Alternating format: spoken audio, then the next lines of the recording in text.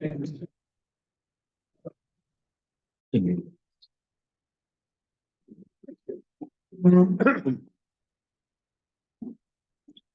Tov, everyone.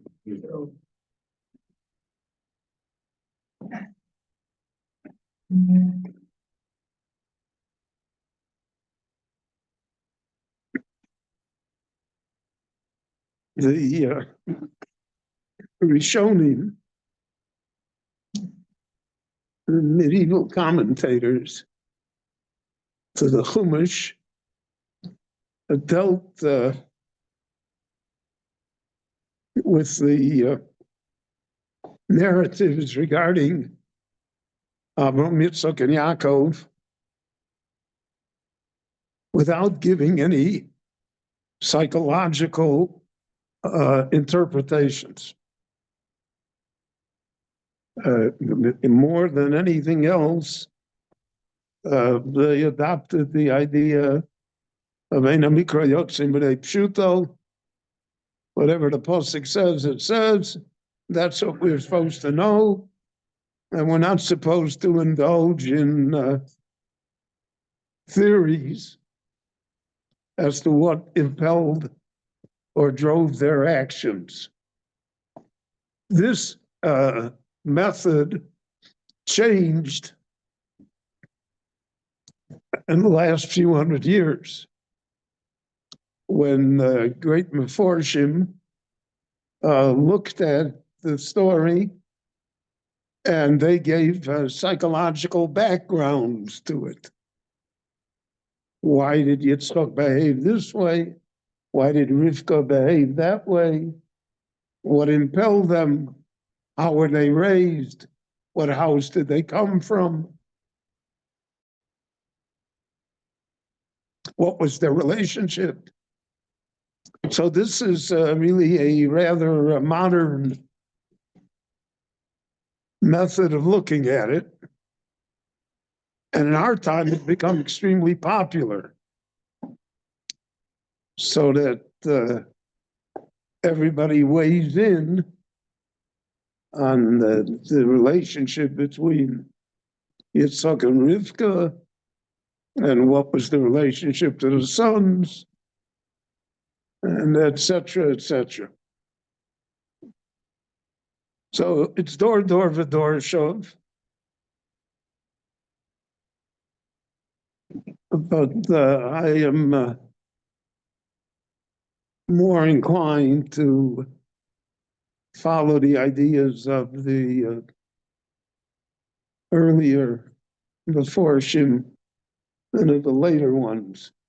Because if you follow the later ones, eventually you are on very dangerous ground. Then you think Yitzchak Avinu is the guy that sat next to you at the soccer game. Or you think that Rivka, you met her in the bakery. And that's not who the Avos and the Imos were. They were a people of stature that we cannot even imagine. So I've always attempted to stay away from personal psychology and to see what the Pasuk says. But there's one thing that's clear from the Parsha regarding the attitudes of Yitzchak and Rivka to Yaakov and Esav. And that's to pose for us a problem which exists, I wouldn't say in all families, but in many families. It's part of the human story. So we all know that two brothers can have the same father and mother and be raised in the same house and be wildly different personalities. So Esav ish sodeh He's a hunter. He's adventurous. And Yaakov Ishtam Yoshev Ohalim. Yaakov Avinu is a masrid. He answers all the extra credit problems on the exam. Doesn't make noise. So here you have a family that you have two children who are radically different. And that's what the Navi told Rivka, Shnei goyim bevitneich, Shnei lumim memayayich yiparedu. You're going to have children that are radically different one from another.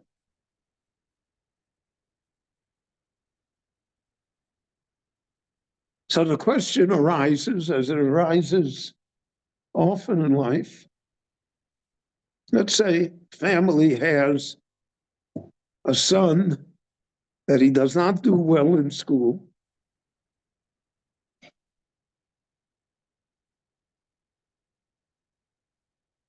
But that he has talents, physical talents. He can be a great athlete.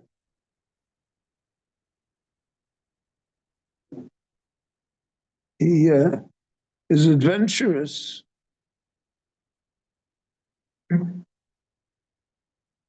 And you have his brother, who is a superior student, and who has this great genius for knowledge and study and goodness and holiness.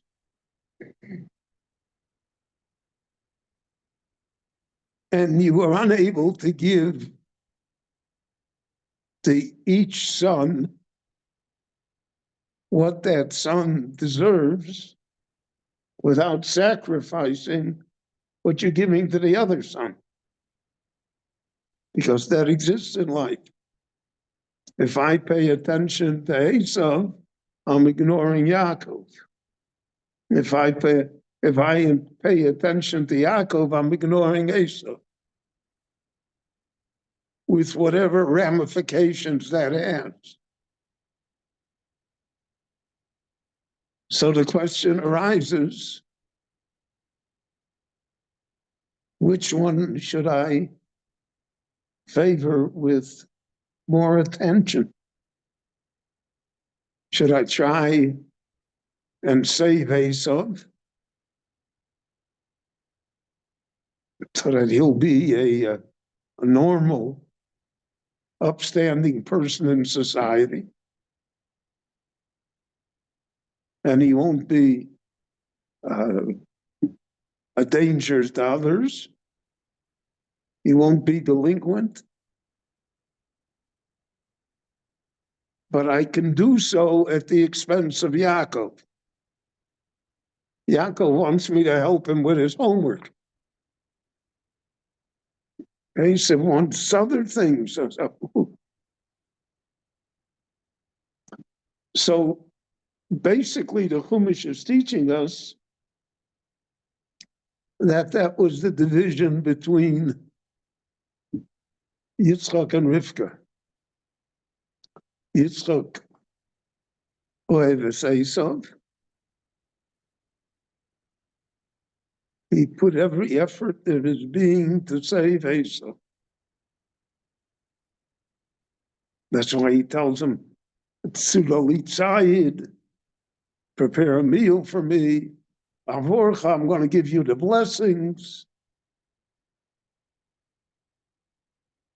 He knows that Esau is not going to be Yaakov.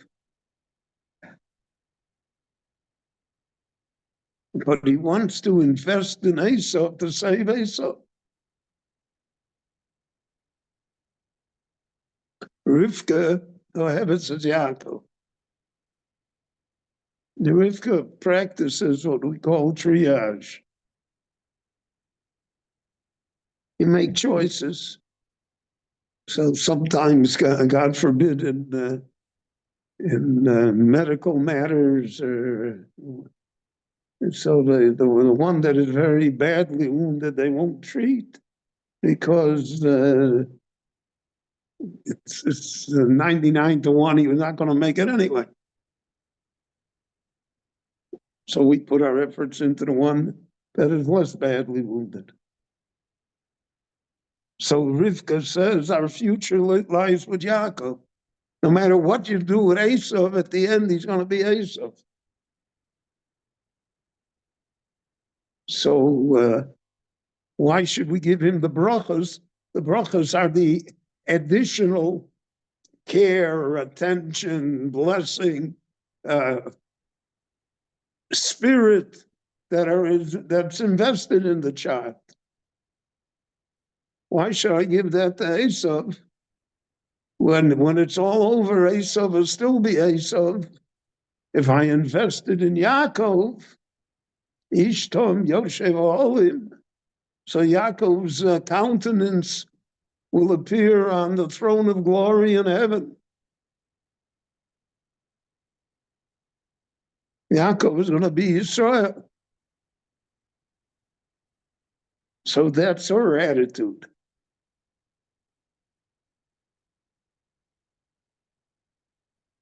The Torah does not weigh in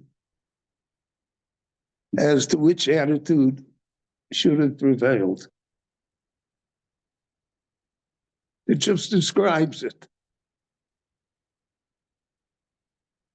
Part of the reason is that every person in the world is different. And you cannot draw conclusions from one person to another or from one family to another. I remember I had a conversation with Dr. Tversky, Zecher Tzadik Livracha, and he told me that one of the great fallacies in the study of psychology and psychiatry was that they drew conclusions from a case regarding a person. He said, that person is never coming back again. Now you're taking something and applying it to another person who maybe it doesn't fit. That's why it's such a amorphous type of science. Because how can you compare people? So the Torah doesn't weigh in on it. The Torah describes to us the problem. And it's a recurring problem. It affects our system of education. In the yeshivas, do you teach to the highest level, to the Elohim, or you teach to the medium level? So then the Eloi is stunted. I remember I always faced that when I taught in Muncie in my yeshiva, Gemara. I had Bachrim there that were geniuses. I had Bachrim there that were there because their parents wanted them to be there. So who's my audience? Who do you teach to? And that's a problem in general education, and certainly in a mass education where you have 40 kids, 40 children in a classroom. So there are no easy answers, no solutions. The job of a rabbi is to raise questions and confuse the audience. There are no answers. But the Torah wants us to be aware of the problem. And by being aware of it, that alone gives us some support and recognition in what type of behavior we should engage with. Rabbi Chananya ben Akash Omer, Otsa HaKadosh Baruch Hu L'Zakos Es Yisrael, Afilu Chir B'Lahem Torah Mitzvos, שנאמר, אנוכי חפץ למען צדקו יגדיל תורה ויאדיר.